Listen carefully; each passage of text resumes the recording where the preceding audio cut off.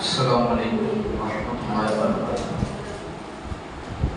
إن الحمد لله نحمده ونستعينه ونستغفره ونعوذ بالله من شرور أنفسنا ومن سيئات أعمالنا. من يهده الله فلا مضل له ومن يضلل فلا هادي له. وأشهد أن لا إله إلا الله وحده لا شريك له وأشهد أن محمدا عبده ورسوله. أما بعد يا أيها الذين آمنوا اتقوا الله حق تقاته ولا تموتن إلا وأنتم مسلمون. يا أيها الناس اتقوا ربكم الذي خلقكم من نفس واحدة وخلق منها زوجها وبث منهما رجالا كثيرا ونساء. فاتقوا الله الذي تساءلون به والأرحام إن الله كان عليكم பெருமதிப்பிற்கும் பெருமரியாதைக்கும் உரிய ஏக இறைவனின் நல்லடியார்களே, அவனுடைய சாந்தியும் சமாதானமும் பற்றாத பெருங்கருணையும் நம் பெருமகனார் நபிகள் நாயகம் ஸல்லல்லாஹு அலைஹி வஸல்லம் அவர்கள் மீதும் அவர்களை தன்னால் இயன்றவரை பின்பற்றி வாழ்ந்து மறைந்த உத்தம சஹாபாக்கள் மீதும் சஹாபிய பெண்மணிகள் மீதும் குறிப்பாக இறைவனுடைய மாபெரும் இந்த மார்க்க விஷயங்களை கேட்டு அறிந்து கொள்வதற்கு இருக்கும் நம் அனைவரும் மீதும் உண்டாவதாக என்று கூறி எனது உரையினை ஆரம்பம் செய்யும். கண்ணியமிக்கவர்களே, இந்த இடத்திலே உங்களது மத்தியிலே நான் பேசுவதற்கு எடுத்துக்கொண்ட தலைப்பு இறை தொடர்பு அவசியம். இந்த தலைப்பினை எடுப்பதற்குண்டான அடிப்படை நோக்கம் என்னவென்றால், நாம் வாழ்கின்ற இந்த நவீன ரீதியான நவீனங்கள் அதிகப்படியாக வளர்ந்திருக்கக்கூடிய இந்த காலகட்டத்தை பொறுத்தளவிற்கு சிறுவர்கள் முதல் முதியவர்கள் வரைக்கும் அவர்களுடைய உள்ளத்திலே இருக்கக்கூடிய இந்த கொள்கை மனப்பான்மை கொஞ்சம் கொஞ்சமாக குறைந்து செல்வதை நம்மளால் பார்க்க முடிகிறது. பள்ளிவாசல்கள் பல இடங்களுக்கு இன்றைக்கு கட்டப்பட்டிருக்கிறது. ஒவ்வொரு மூலப்பொருட்களையும் இறைவனுடைய ஆலயங்கள் எழுப்பப்பட்டிருக்கிறது. அந்த ஆலயத்தை எழுப்புவதற்கு பல சாரார் தங்களுடைய பொருளாதாரத்தை செலவு செய்திருக்கிறார்கள், தங்களுடைய உடல் உழைப்பை அவர்கள் சிந்திருக்கிறார்கள். இப்படி எத்தனையோ பல கஷ்டங்கள் மட்டும் இன்றைக்கு இருக்கக்கூடிய மக்கள் எப்படி இருக்கிறாங்க, அவர்களுடைய உள்ளம் பள்ளிவாசலுக்கு வருவதற்கு தயங்குகிறது. இந்த மார்க்க விஷயங்களை கேட்டு அறிந்து கொள்வதற்கு அவருடைய உள்ளம் கொஞ்சம் தடுமாறுகிறது. சைத்தானுடைய உசலாட்டத்தின் காரணமாக மார்க்க கல்விகள் இன்றைக்கு பல இடங்களிலே போதிக்கப்படுவது கொஞ்சம் கொஞ்சமாக குறைய ஆரம்பிக்கின்றது. இன்றைக்கு தமிழ்நாட்டில் எத்தனையோ பல மதரசாக்கள் இருக்கின்றது. பெண்கள் மதரசா, ஆண்கள் மதரசா அப்படின்னு சொல்லி எத்தனையோ பல மதரசாக்கள் இருக்கிறது. ஆனா எல்லா மதரசாக்கள்லையுமே பெரும்பான்மையாக சொல்லக்கூடியது என்ன அப்படின்னா, போன வருடங்களை காட்டிலும், இதற்கு முந்தைய வருடங்களை காட்டிலும் இப்போ இருக்கக்கூடிய இந்த மாணவர்கள் சேர்க்கை, மாணவிகள் சேர்க்கை எல்லாம் ரொம்ப குறைச்சு போச்சு. மார்க்க கல்வியை படிப்பதற்குண்டான ஆர்வம் இளைஞர்களிடத்திலேயும் இளைஞர்களிடத்திலேயும் ரொம்ப குறைஞ்சிருச்சு. சரி, அவங்களிடத்துல ஆர்வம் இருந்தாலும் அதை போதிப்பதற்காக வந்து சேர்த்து விடக்கூடிய பெற்றோர்கள் தயக்க ஆரம்பிச்சுட்டாங்க. இனி ஃபுல்லாவே உலக வாழ்க்கை என்பது ரொம்ப நவீனங்கள் வளர்ந்துடும். அப்போ போய்கிட்டு நம்மளுடைய பிள்ளைகள் இந்த மார்க்க கல்வி வச்சு என்ன பண்ணுவாங்க, இன்னும் 10 வருஷம் கழிச்சு உலகமே ரொம்ப பெரிய ஒரு அழகான ஒரு வாழ்க்கையை சந்திக்கும் போது அந்த வாழ்க்கையில நம்மளுடைய பிள்ளைகள் கஷ்டப்படக்கூடாது இல்லையா? எந்த ஒரு தொழிலுமே இல்லாமல், எந்த ஒரு வேலையுமே இல்லாமல், வெறும் 5 வக்து தொழுக வச்சுக்கிட்டு ஒரு இமாமா பள்ளிவாசல் உட்காருது, மதரசாக்களுக்கு போய் பாடம் நடக்கிறது, இதுல என்ன பெரிய வருமானம் வந்துட போகுது இப்படின்னு இவர்கள் தங்களுடைய பிள்ளைகளுக்கு போதிக்கக்கூடிய இந்த மார்க்க கல்விக்கும் உலக வாழ்க்கையை அவர்கள் கருத்தில் கொண்டு தங்களுடைய பிள்ளைகளுடைய ஆர்வத்தையும் முடக்குகின்றார்கள். இன்றைக்கு இருக்கக்கூடிய பெரும்பான்மையான பெற்றோர்களுடைய உள்ளத்துல இது இருக்குமா இல்லையா? மதரசாக்களை போய் சேர்த்து விடணுமா என்ற இந்த எண்ணம் பல இடத்துல இருக்கும். மார்க்க கல்வியா, அந்த கல்வி படிக்கிறதுனால என்ன பயன் இருக்குது? அவன் ஃபியூச்சர்ல வந்து எந்த ஒரு வேலைக்கு போவான், அவனால லட்ச லட்சமா சம்பாதிக்க முடியுமா? கோடிக்கணக்கில் சம்பாதிக்க முடியுமா, அவனுடைய குடும்பத்தை வச்சு ஓட்ட முடியுமா, அப்படின்னு பல எண்ணோட்டங்கள் பெற்றோர்களுடைய உள்ளத்திலே சங்கமிச்சு கடைசியில் என்ன ஆகுது? இந்த இறைவனுடைய தொடர்பை தங்களுடைய பெற்றோர்கள் முதல்ல மறக்க ஆரம்பிக்கிறாங்க. பிள்ளைகளிடத்தில் இருந்த அந்த ஆர்வங்கள் குறைய ஆரம்பிக்குது. ஆமா, நம்ம பெற்றோர்கள் சொல்றது சரிதான், ஏன்னா பெற்றோங்க பேச்சதான் முதல்ல பிள்ளைகள் கேட்க ஆரம்பிக்கும். பெற்றவங்க சொல்றது சரிதான், போய் இந்த மதரசாக்கள்ல 6 வருஷம் ஆலிமா படிக்கிறதுனால என்ன நடக்க போகுது? 7 வருஷம் 10 வருஷம் உட்கார்ந்து படிக்கிறாங்க, 10 வருஷம் வேஸ்ட். 10 வருஷமா உட்கார்ந்து அவன் என்னத்தை கத்துட்டு வர போறான்? அப்படியே கத்துட்டு வந்தாலும் அதனால அவனுக்கு என்ன லாபம்?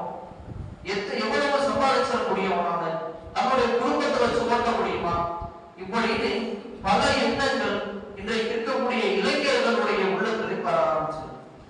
இப்ப இதற்கெல்லாம் மிக முக்கியமான காரணம் இந்த உலக வாழ்க்கை.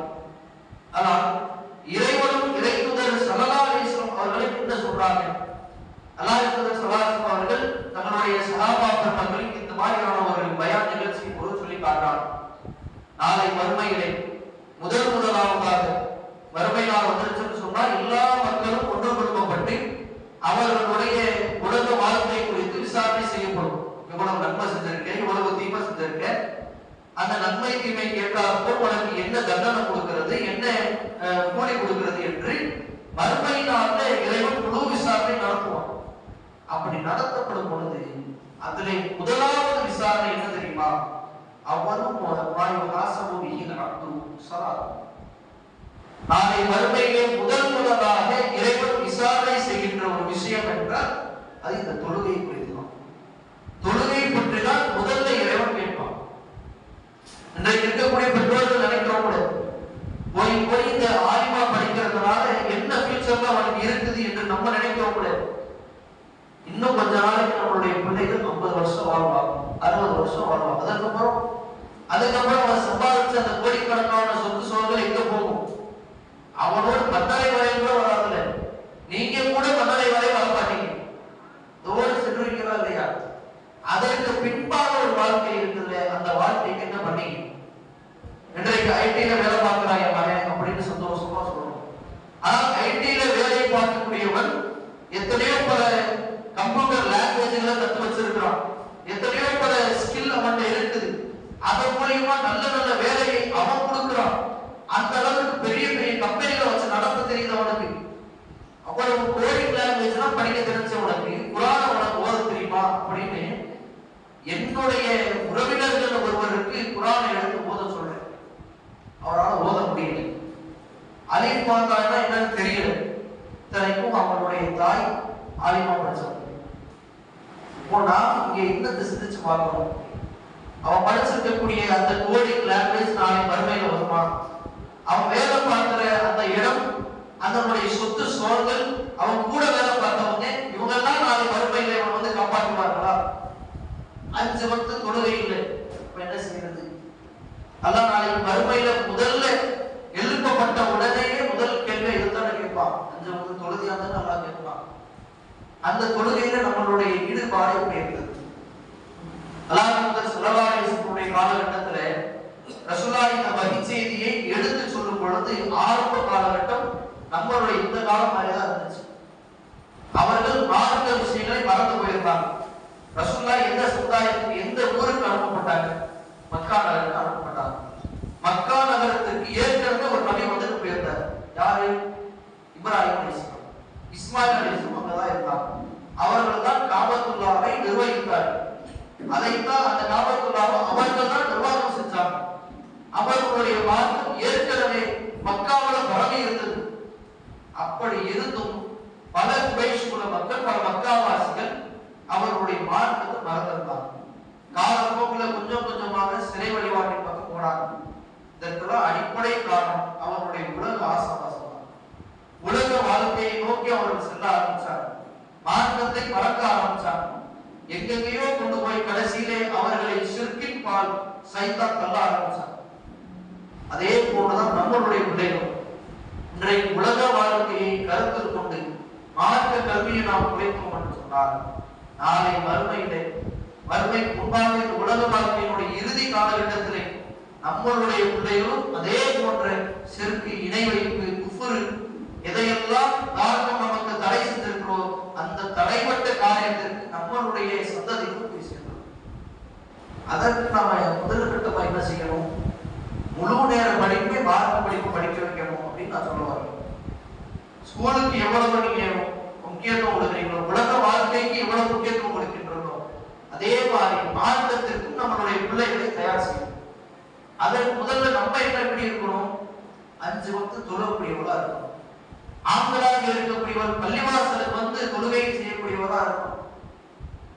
நம்மளுடைய மார்க்கம் அதைத்தான் போதிக்குது, அதைத்தான் கடமை என்று சொல்லுது. நம்மளாம் தொழுகை கடமையை கேள்விப்பட்டிருப்போம்.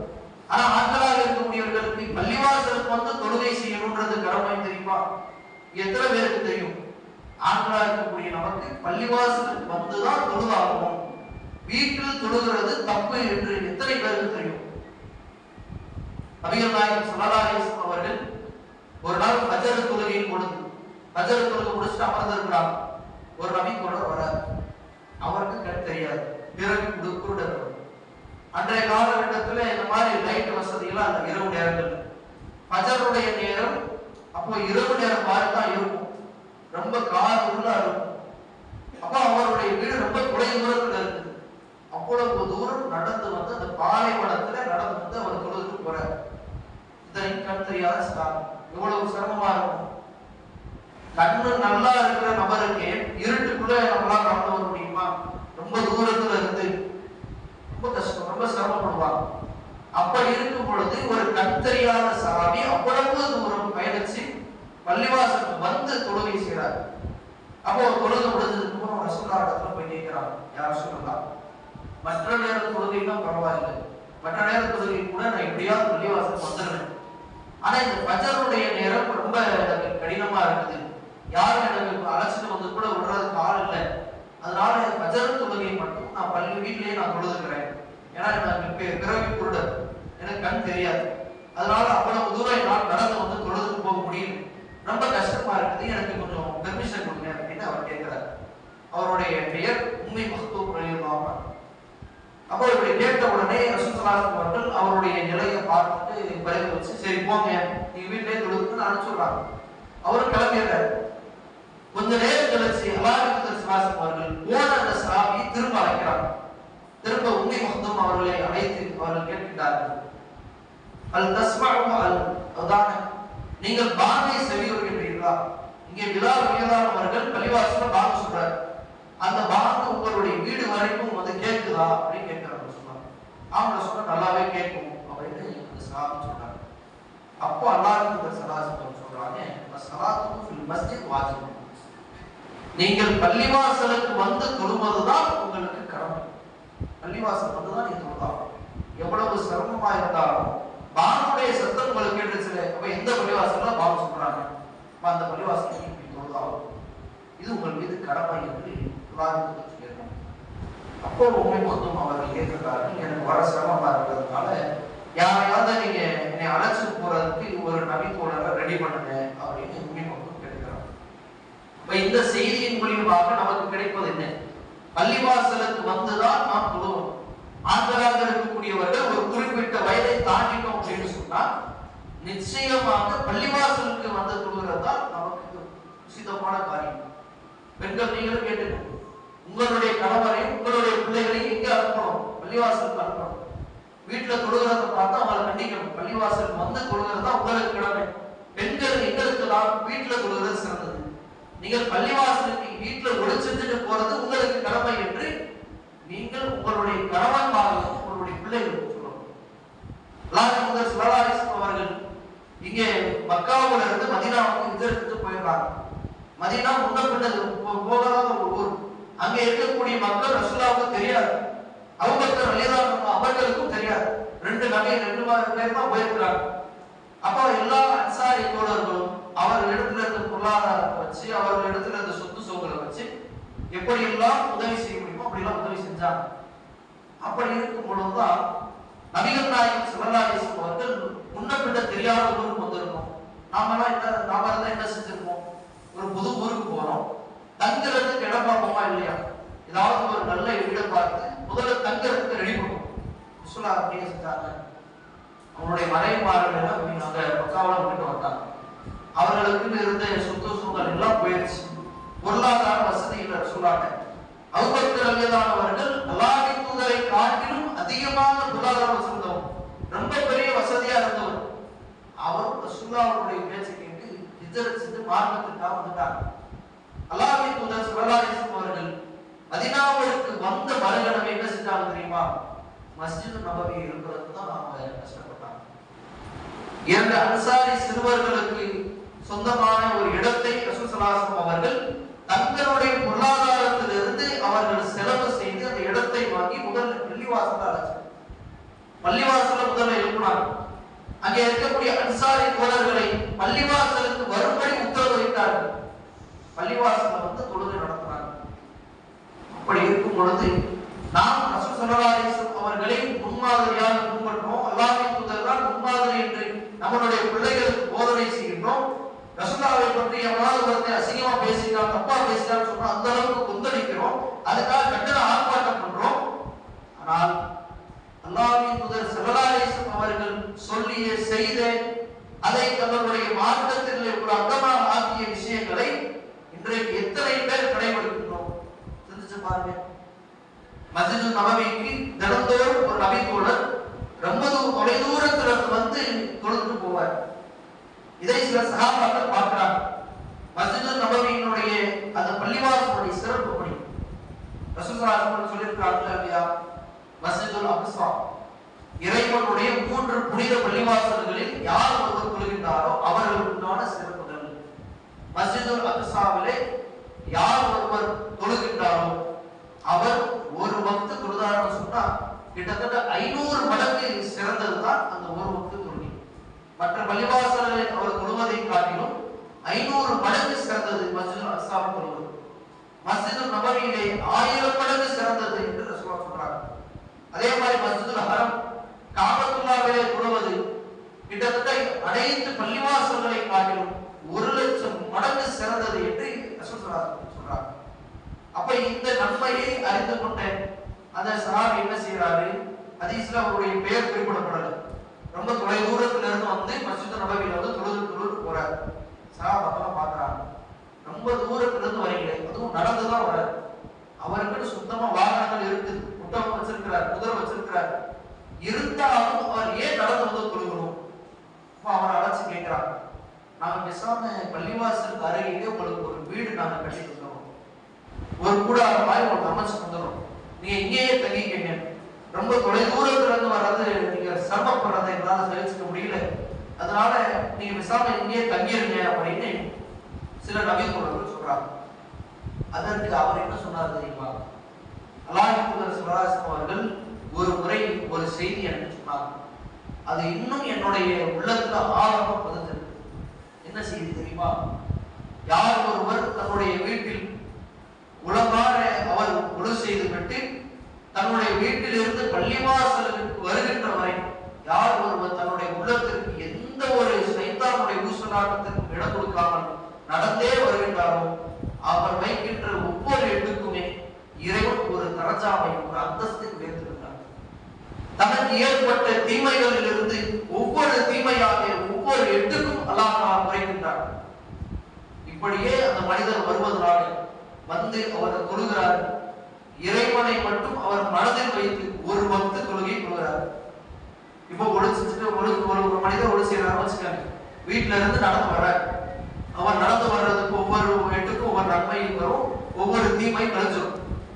அவர் பள்ளிவாசலுக்கு வந்தாச்சு, லொகர தொழுகையை தொழுதாச்சு. லொகர தொழுகை தொழுகின்ற வரைக்கும் அவருடைய உள்ளத்திலே எந்த ஒரு நினைப்புக்கும் அவர் இடம் கொடுக்க கூடாது. லொகர தொழுகை முடிந்ததற்கு பிறகு அதே ஒழுங்கோடு யார் ஒருவர் அந்த அசர தொழுகை வரைக்கும் அவர் அப்படியே இருக்கிறார் தெரியுமா? அசர தொழுகை எதிர்பார்த்து பள்ளிவாசலே அமர்ந்திருப்பார்களே, அப்போ ரசூலுல்லாஹ் சொல்லி காட்டுவாங்க, இந்த மாதிரியான ஒரு மனிதர் அப்போ மலக்குமார்கள் அவருக்காக பிரார்த்தனை செய்யறாங்க. இந்த மாதிரி ஒரு வக்தில இருந்து இன்னொரு வக்துக்காக உழுவோடு யார் அந்த தொழுகையை எதிர்பார்த்து காத்து கொண்டிருக்கிறார்களோ அவருக்காக மலக்குமார்கள் சிபாரிசு செய்யறாங்க இறைவனிடத்தில்.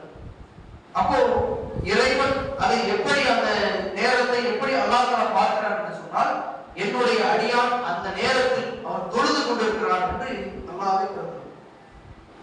ஒரு வக்து 10 இன்னொரு 10 வரைக்கும் அவர் உழுவோடு அமர்ந்து காத்துக்கிட்டு இருக்கிறார்கள். அவர் காத்து கொண்டு இருக்கல, வெயிட் பண்ணல, அவர் தொழுதுகிட்டு இருக்கிறாரு. தொழுதுகிட்டு தான் என்ன நன்மையோ அல்லாஹ் அதே நன்மையை அந்த அடியாருக்கு தான். இந்த செய்தியை அந்த நபித்தோடு தன்னுடைய காதல வாங்கினதுல இருந்து அவர் எப்போ அந்த செய்தியை கேட்டாரோ அந்த நேரத்திலிருந்து இன்று வரைக்கும் நான் ஒரு நாள் ஒரு பொழுதும் என்னுடைய வாகனத்தை நான் பயன்படுத்த மாட்டேன். 5 வக்து தொழுகைக்குமே நான் என் வீட்டிலேயே ஒழு செஞ்சுட்டு அவ்வளவு தூரம் நான் நடந்து வந்து தான் தொழுதுட்டு போவேன். இதன் மூலியமா இறைவன் என்னுடைய பாவங்களை மன்னிக்க கூடும், என்னுடைய அந்தஸ்தை எல்லாம் உயர்த்த கூடும். அதற்காகத்தான் நான் இவ்வளவு சிரமப்படுகின்றேன், எனக்கு எந்த ஒரு வீடும் வேணாம்னு சொல்லிட்டு போயிடுறேன். இப்போ எந்த அளவிற்கு அவர் இந்த தொழுகையினுடைய அதனுடைய முக்கியத்துவத்தை, பள்ளிவாசலுக்கு வந்து தொழுவதனுடைய முக்கியத்துவத்தை அவர் அறிஞ்சிருப்பார்.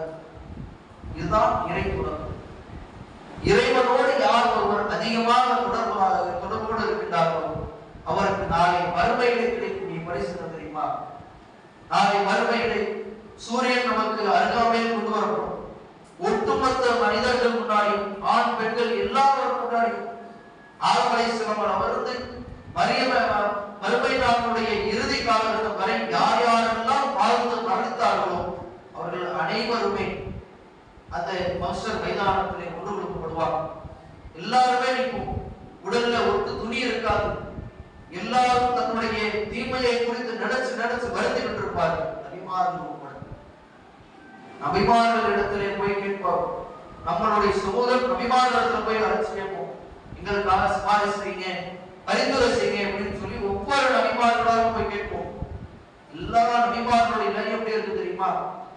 ஆரம்பி சொல்லுவார், நான் இறைவன் தடுத்த அந்த மரத்தை நான் நெருங்கிட்டேன், என்னால உங்களுக்கு சிபாரிசு செய்ய முடியாது, அல்லாஹ் அதற்கே என்னைய தண்டிக்கணும்னு காத்துக்கிறான் அப்படின்னு ஆரம்பி சொல்லுவாங்க.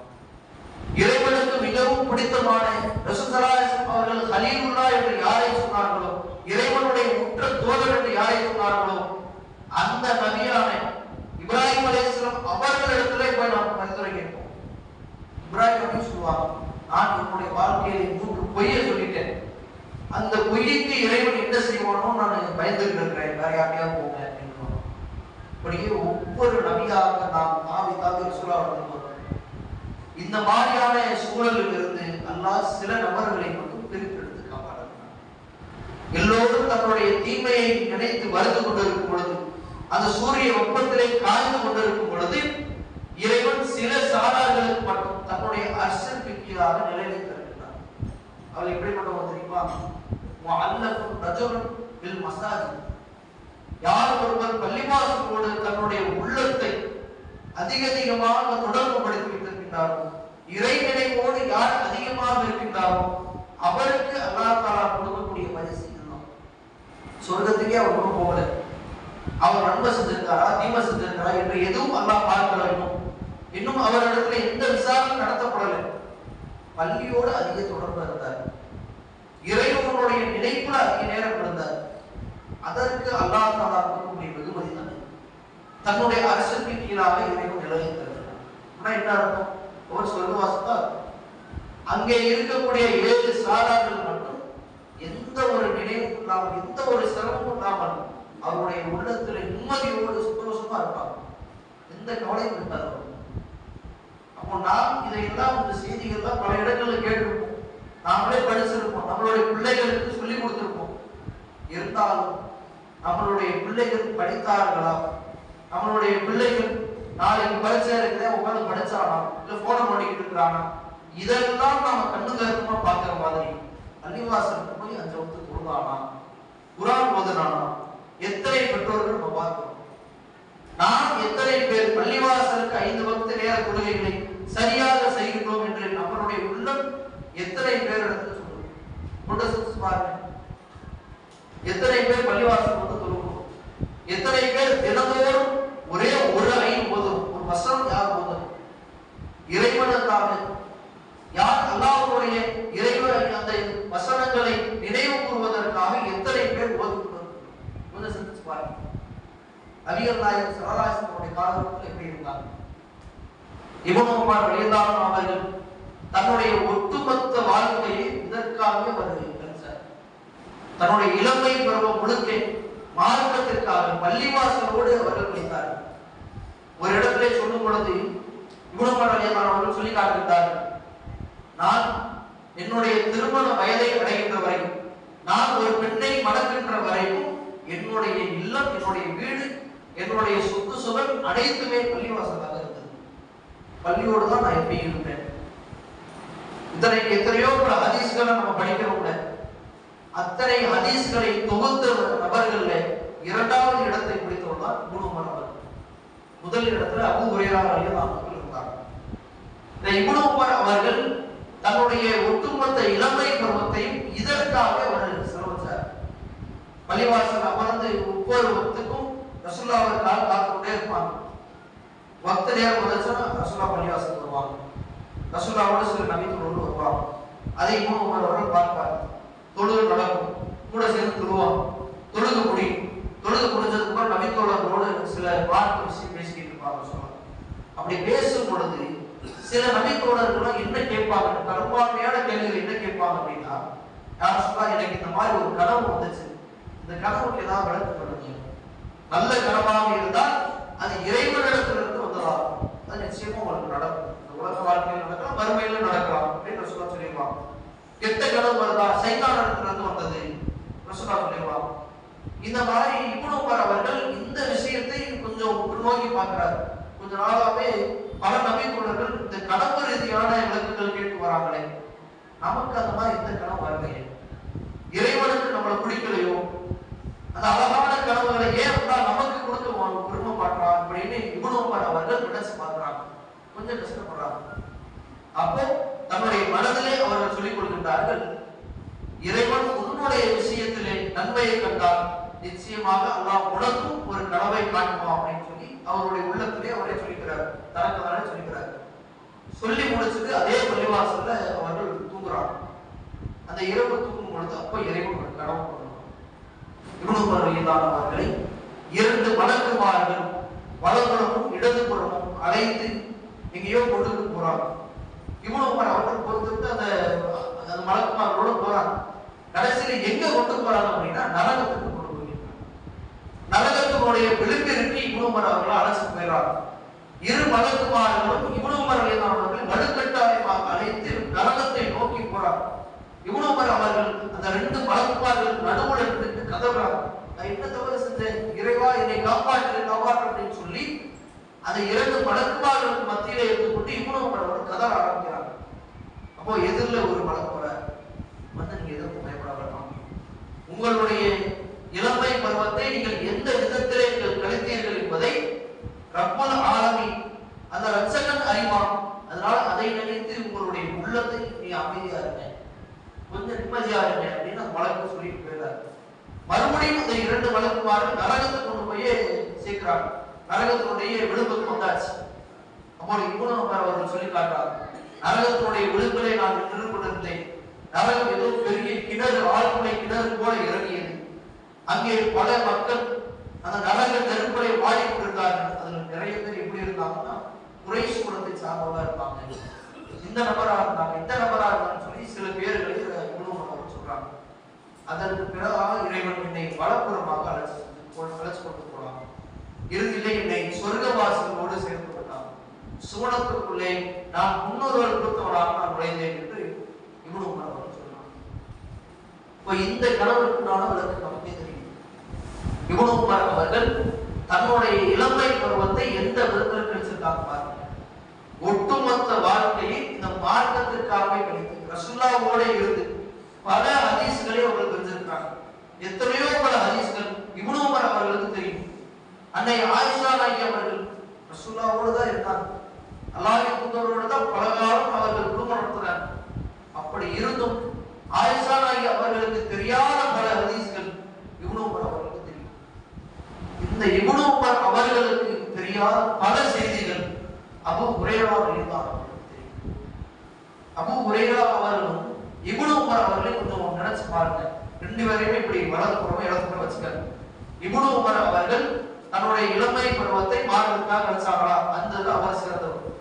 ஆனால் அபூ ஹுரைரா அவர்களை பொறுத்தளவிற்கு இவர்கள் அனைத்து நபித்தோழர்களை காட்டிலும் இறுதி கட்டத்தில் ரொம்ப லேட்டா தான் இஸ்லாத்தை ஏத்துக்கிறார்.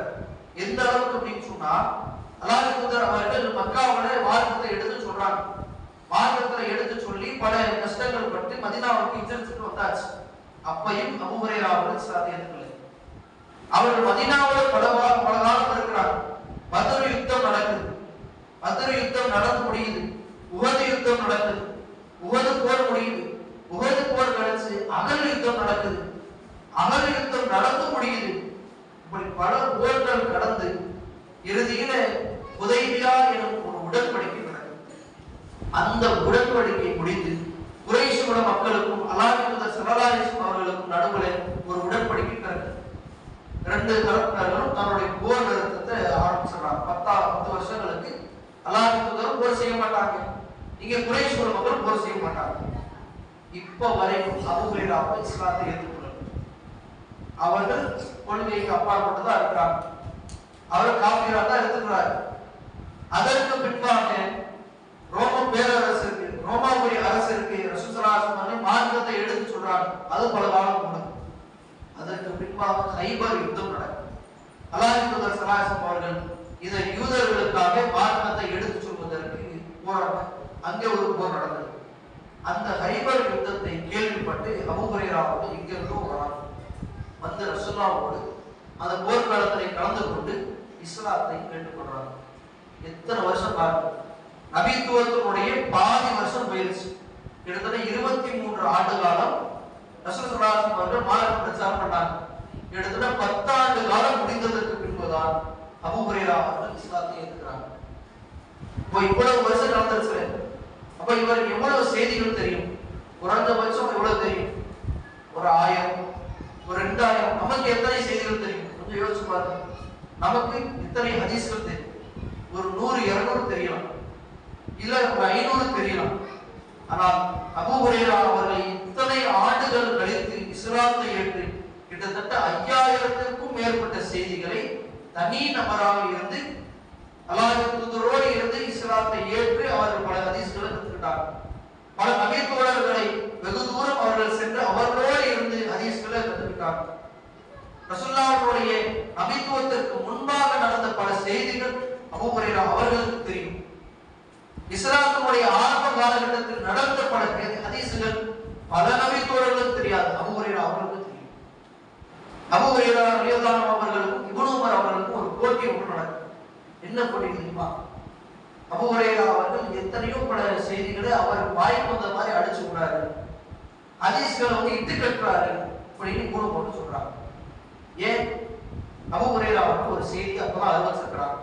யார் ஒருவர் மரண மௌத் வீட்டுல வந்து மையத்தை பார்த்து விட்டு அது அடக்கம் பண்ணதற்கு பிறகு தொழுகையையும் சேர்த்து அந்த நேரத்திலே அவர் எந்த ஒரு வேலைக்கும் இடம் கொடுக்காமல் தொழுகை முடிகிறது வரை அந்த மையத்தோடு யார் ஒருவர் இருந்தாரோ அவருக்கு 2 கீராத் நன்மைகள் இருக்குது, 2 உஹது மலை அளவிற்கு நன்மைகள் இருக்கிறது அப்படின்னு ஒரு ஹதீஸை அபூ ஹுரைரா அறிவிக்கிறார்.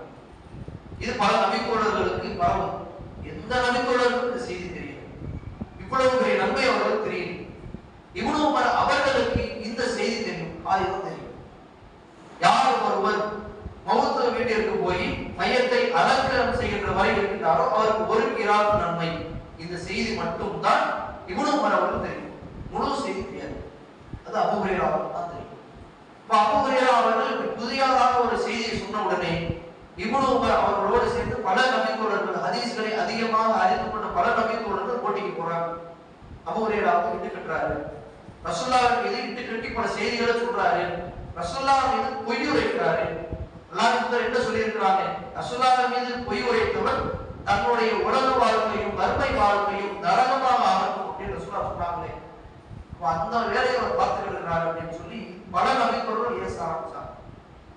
ஆயிஷா நபி அவர்களிடம் போய் கேட்டாங்க, ஆயிஷா ரலியல்லாஹு அன்ஹா அவர்களே, நீங்க தான் ரசூலுல்லாஹோட குடும்பம் நடத்திருக்கீங்க, பல செய்திகள் எங்களை காட்ட உங்களுக்கு அதிகமா தெரியும்ல, நீங்க சொல்லுங்க அப்படின்றாங்க. இப்போ ஆயிஷா ரலியல்லாஹு அன்ஹா அவர்கள் சொல்றாங்க, அபூ ஹுரைரா அவர்கள் சொன்னது சரிதான், ரசூலுல்லாஹ் இந்த செய்தியை சொல்லி நானும் ஒரு தடவை கேட்டிருக்கேன், ஆயிஷா நபி அவர்களே ஒரு தடவை தான் கேட்டிருக்காங்க. அந்த அளவிற்கு அபூ ஹுரைரா ரலியல்லாஹு அன்ஹு அவர்கள் ரசூலுல்லாஹ்வுடைய மனைவியை காட்டிலும் பல வருஷங்கள் ரசூலுல்லாஹ்வோடு ஒட்டுமொத்த வாழ்க்கையும் நடத்திய அந்த மலைப்பாறுகளை காட்டிலும் பல செய்திகளை அபூ ஹுரைரா ரலியல்லாஹு அவர்கள் தனி நபராக நின்று பல பேர் தவிர்த்திருப்பாங்க. இன்றைக்கு எத்தனையோ செய்திகளை நம்ம பயான்ல பேசுறோம், எத்தனையோ செய்திகளை புத்தகங்களாக தொகுத்து வச்சிருக்கிறோமே, இதற்கு பெரும் பங்கு வகிப்பவர் இந்த அபூ ஹுரைரா அவர்கள். பல ஹதீஸ்கள் நம்ம பார்த்திருக்கோம். ரவைத்து அபூ ஹுரைரா ரலியல்லாஹு அன்ஹு இப்படிதான் பண்றாங்க, அபூ ஹுரைரா அவர்கள் அறிவித்தார்கள் என்று பல செய்திகள் இருக்கும். இப்படி எத்தனையோ பல செய்திகளை அபூ ஹுரைரா அவர்கள் தனி ஆளாக இருந்து பல நபர்கள் சொல்லியிருக்கிறார். நாம் இவர்களை எல்லாம் பார்த்து நம்மளுடைய உள்ளத்துல என்ன தோணும்? நம்மளுடைய பிள்ளைகள் இதே போன்றோம். நம்மளுடைய பிள்ளைகளும் தன்னுடைய இளமை பருவத்தை இந்த உலக வாழ்க்கையிலே அவர்கள் சீரழித்து விடாமல் மார்க்கத்திற்காக அவர்களை கொண்டு செல்பவர்களாக இருக்கும். மார்க்க விஷயங்களை அதிகமாக படித்தவர்களாக இருக்கணும். மார்க்க சட்டத்திட்டங்கள் தெரிந்தவர்களாக இருக்கணும். மக்தப மதரசால சில கேள்விகள் கேட்கப்பட்டுச்சு. நம்மளுடைய பள்ளிவாசல்ல மக்தப மதரசால சின்ன பிள்ளைங்க இருக்கிறாங்க, அவர்களிடத்துல சில கேள்விகள் கேட்கப்பட்டுச்சு. அப்போ ஒருத்தர்கிட்ட கேட்கிறேன், ஃபிரௌன்னா யாரடா, ஃபிரௌன் அலைஹிஸ்ஸலாம் யாரு அப்படின்னு கேட்கிறேன். அவர் ஒரு நபி, மூசா அலைஹிஸ்ஸலாம் அவரோட இருந்த ஒரு நபி. இந்த அளவுக்கு இருக்கிறா பாருங்க. இப்போ இன்னொரு கேள்வி கேட்கப்பட்டுச்சு, இந்த இத்ரீஸ் இருக்கிறாங்க, இத்ரீஸ் யாரு? அவன் தான் சைத்தானுடைய தலைவர் அப்படின்னா யார சொன்னா? இப்லீஸ் சொன்னான். இப்லீஸுக்கும் இத்ரீஸ் நபிக்கும் அவருக்கு வித்தியாசம் தெரியும். இந்த அளவிற்கு பல மாணவர்கள், பல இளைஞர்கள் இருக்கிறாங்க, பல பிள்ளைகள் இப்படிதான் இருக்கு. பல விஷயங்கள் அவங்களுக்கு தெரியல. நபிமார்கள் எத்தனை பேர் அப்படின்னு சொன்னா 2-3 பேர் இருப்பாங்க அப்படின்னா, இப்படி பல பேர் அவர்களுக்கு இந்த மார்க்கத்தை சம்பந்தமான பல செய்திகள் கொண்டு போய் சேராம இருக்கு. அது பெற்றோர்களாக இருக்கக்கூடிய நாம் தான் முதல் காரணம். அடுத்த ஆசிரியர்கள், அடுத்த உஸ்தாதுமார்கள், இவர் தான் அடுத்த காரணம். அப்போ நாம் அனைவருமே சேர்ந்து நம்மளுடைய சந்ததிகளை சரியான முறையிலே நாம் கொண்டு செல்லணும். இந்த இறை தொடர்பு என்பது நமக்கு மட்டும் அல்லாதது, நம்மளுடைய பிள்ளைகளுக்கும் அதிகமாக நாம் கொடுத்து மார்க்கத்தின் பால் அவர்களை அழைத்து சரியான முறையிலே எது தூய மார்க்கம் என்பதை அவர்களுக்கு விளங்க செய்யக்கூடிய நற்பக்களாக நாம் இருக்க வேண்டும் என்று கூறி எனது உரையை முடித்துக் கொள்கிறேன். வாஹிரு தஅவானா அல்ஹம்துலில்லாஹி ரப்பில் ஆலமீன். அஸ்ஸலாமு அலைக்கும்.